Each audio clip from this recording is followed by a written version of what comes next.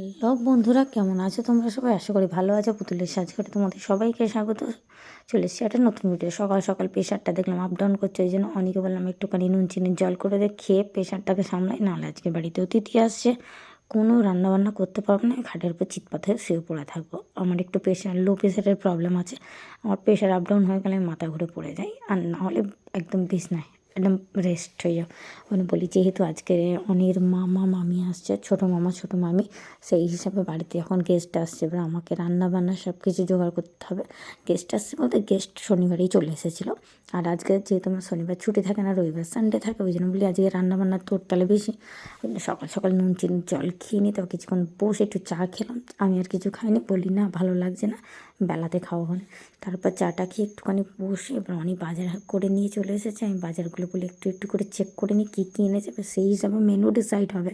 ও কী এনেছে, ও দেখলাম কাতলা মাছ এনেছে, প্লাস মাছের মাথাও এনেছে। তার মানে মাছের মাথা এনেছে, মানে ডাল করতেই হবে। এদিকে মাংসও নিয়ে চলে এসেছে। আমি বলেছিলাম সবই আনবি, অল্প অল্প করে আনবি, কেন অনেকগুলো মেনু করতে গেলে জিন্দগি শেষ। আর রবিবার একটা দিন বাড়ি থাকলে না অত রান্না করতে ভালো লাগে না, কিন্তু কিছু করার নেই, বাড়িতে অতিথি আসলে এক একদিন হয়। আবার এই রান্নার মাঝখানে একবার আমি একটুখানি পরোটা বানালাম, ডিম ভাজা করেছিলাম, যেহেতু মামা মামি টিফিন করলো। সকালবেলা কেক চা খেয়েছিলো, তারপর বেলাতে পরোটা ডিম ভাজা করেছিলাম। সত্যি বলবো এত তাড়াহুড়োর মতো করছে, ওটা আর নেওয়াই হয়নি। মানে হয়ে যাওয়ার পর মনে করেছে যা ওর কোনো একটুখানি নিলাম না। এবারে মাছ ভেজে তুলে নিয়ে আমি আমার মাথাগুলো ভেজে নিচ্ছি, এই কারণে ডাল দিয়ে করবো। সব রান্না বান্না তাড়াহুড়ো করে কমপ্লিট করে দিয়ে এখন চললাম মাঠের দিকে। আমার রবিবারে হাজার একটা কাজ থাকলে আমাকে মাঠে যেতে হবে। মাঠে গিয়ে একটু গাছপালা না দেখলে মনটা কেমন করে। এই যে টমেটোগুলো ধরেছে দেখেছো কী সুন্দর, এই টমেটোগুলো পাকলে কত সুন্দর লাগে। আবার কাঁচা টমেটোও খাওয়া যায়, যেমন ট্যাংরা মাছ, মানে যেগুলো নদীর না, মানে জলার বা পুকুরের বলা হয়, সেগুলো দিয়ে কাঁচা টমেটো দিয়ে ঝাল করলে হেভি লাগে খেতে। ওই জন্য দেখলাম এদিকে একটা দুটো করে অনিয়ে আবার কী করেছে, ফুল গাছও বসে দিয়েছে। কারণ সেই কিছু কিছু কীট পতঙ্গ আছে যারা মানে সবজির উপর নষ্ট করতে, কিন্তু ফুলের গাছ থাকলে নাকি কনভার্ট হয়ে যায় ফুলেতে।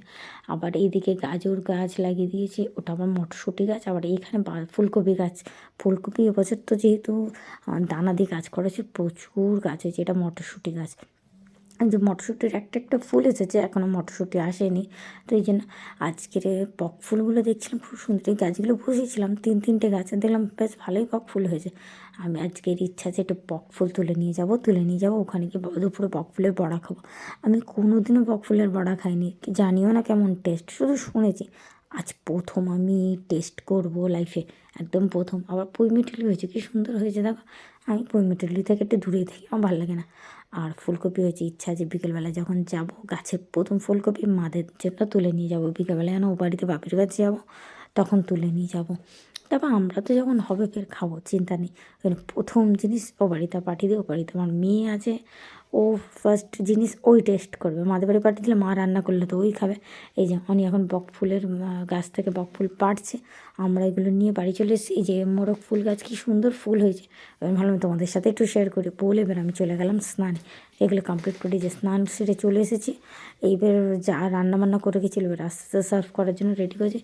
মাছটা রান্না করেছি, কিন্তু এত বড় কাতলা মাছের চাকা ভেঙে ভেঙে যাচ্ছে। আর ঠিক আছে চলো, কিছু তো করার নেই, এগুলো কমপ্লিট করে দিয়ে এখন গাছ থেকে আসার সময় আবার দুটো বেগুন তুলে এনেছিলাম, ওই বেগুনটা ভাজা করব। আর ওই বক ফুলের বড়াটাও করবো, যেহেতু হচ্ছে গেলে সবই হোক। আর ডালের সাথে প্রথমে ভেবেছিলাম একটু আলু পোস্ত করবো, কিন্তু যেহেতু গাছে দেখলাম মা বলছে না গাছে বেগুন হয়েছে, তো আমি বললো তাহলে এক কাজ কর, আলু পোস্ত করতে হবে না, বেগুন ভেজে দেয়। যে লম্বা ওটা সাদা বেগুন, আর বাকিগুলো নীল বেগুন, ওই জন্য সব কটাই ভেজে নিয়েছি। আর একটুখানি বলি শসা কেটে স্যালাড মতো করে নিই, ওই জন্য একটুখানি শসাও কেটে নিয়েছি ভাত পাতে। আর এবারে অনি বলে একটু তাহলে বক ফুলের বড়াটা ওই করুক, কারণ আমি যেহেতু কোনোদিনও করিনি বা জানি না, ওই জন্য ওইটা ওই করলো। এই যে বক ফুলের বড়া খেতে বেশ ভালোই হয়েছিল, প্রথম এক্সপিরিয়েন্স টেস্ট করার জন্য ঠিকই লাগছিলো। এবার সব অলমোস্ট রেডি, এবার মামাদের টিকে ভাত দিয়ে দেবো আর আমরাও খেয়ে নেবো অলমোস্ট। হ্যাঁ, তাই 2টো বেজে গেছে। তাও আজকে তাড়াতাড়ি, মানে অত রান্নাবান্না করে।